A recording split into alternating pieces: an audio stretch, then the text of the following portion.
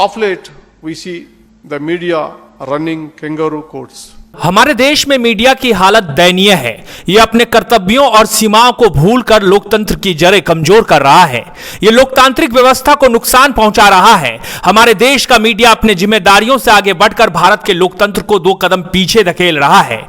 यह लोगों को सूचनावान और ज्ञानवान बनने की बजाय एजेंडाबाजी पर ध्यान दे रहा है। यह सब बातें हम नहीं कह रहे, यह कहना है भारत के सर्वोच्च न्यायालय के मुख्य न्यायाधीश जस्टिस एनवी रमन्ना का। अपने 1 दिवसीय कार्यक्रम में रांची पहुंचे जस्टिस एनवी रमन्ना अपने व्याख्यान के दौरान मीडिया को कई नसीहत दी। उन्होंने लोकतंत्र के चौथे खंभे कहे जाने वाले मीडिया पर गंभीर सवाल उठाए। दरअसल सुप्रीम कोर्ट के चीफ जस्टिस जुडिशियल एकेडमी के 1 दिवसीय कार्यक्रम में रांची आए हुए थे, जहां उन्होंने मीडिया पर तल्ख टिप्पणी करते हुए कहा कि मीडिया अपने जिम्मेदारियों का उल्लंघन करता है, जिससे हमारा लोकतंत्र 2 कदम पीछे जा रहा है।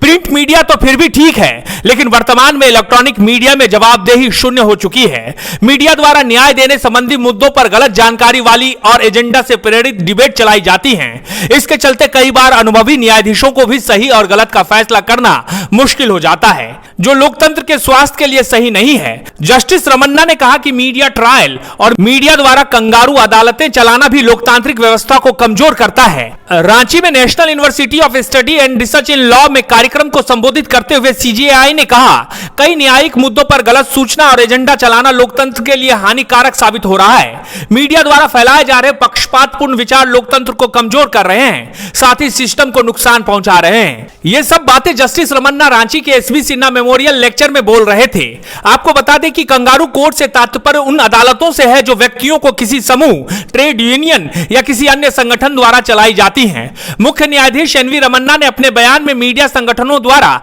एजेंडा आधारित बहस को एक तरह का कंगारू कोर्ट कहा। अपने व्याख्यान में चीफ जस्टिस ने मीडिया से सेल्फ रेगुलेशन का आग्रह करते हुए कहा कि मीडिया के लिए सबसे अच्छा है कि वे सेल्फ रेगुलेशन पर ध्यान दे। मैं इलेक्ट्रॉनिक और सोशल मीडिया से जिम्मेदारी के साथ काम करने का आग्रह करता हूं। इलेक्ट्रॉनिक मीडिया को देश के लोगों को शिक्षित करने और ऊर्जावान बनाने के लिए अपनी आवाज का इस्तेमाल करने की जरूरत है।